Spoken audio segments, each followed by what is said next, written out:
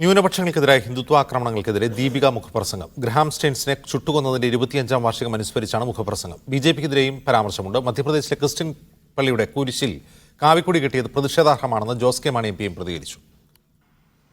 BJP നിലപാടും ന്യൂനപക്ഷങ്ങൾക്ക് നേരെയുള്ള സംഘപരിവാർ ആക്രമണങ്ങളും ചൂണ്ടിക്കാട്ടിയാണ് ദീപിക മുഖപ്രസംഗം. തലോടുമ്പോഴും തല്ലിയ കൈകളെ തിരിച്ചറിയാനാകും. തല്ലും തലോടലും നടത്തുന്നവർ ഒരിക്കൽ തലോടൽ നിർത്തും. രക്ഷകരായി വരുന്നവർ ഉത്തരേന്ത്യയിൽ ക്രൈസ്തവരെ ദ്രോഹിക്കുന്നവരുടെ ഭാഗമാണെന്നും മുഖപ്രസംഗത്തിൽ പരാമർശിക്കുന്നു. ഇത് തിരിച്ചറിയാനുള്ള സാക്ഷരത ന്യൂനപക്ഷങ്ങൾക്കുണ്ട്. കന്യാസ്ത്രീകൾക്കൊപ്പം പെൺകുട്ടികൾക്ക് യാത്ര ചെയ്യാനാവാത്ത സ്ഥിതിയാണ്. വർഗീയവാദികൾക്ക് മുൻപിൽ സർട്ടിഫിക്കറ്റ് ഹാജരാക്കാൻ നിർബന്ധിക്കപ്പെടുന്നതായും മുഖപ്രസംഗത്തിൽ വിമർശിക്കുന്നു. കർദിനാളായി മാർ റാഫേൽ തട്ടിൽ തിരഞ്ഞെടുക്കപ്പെട്ട ശേഷം ഹിന്ദുത്വ ആക്രമണങ്ങൾക്കെതിരെയുള്ള നിലപാട് വ്യക്തമാക്കുന്നതാണ് ദീപികയിൽ പ്രസിദ്ധീകരിച്ച മുഖപ്രസംഗവും ലേഖനങ്ങളും.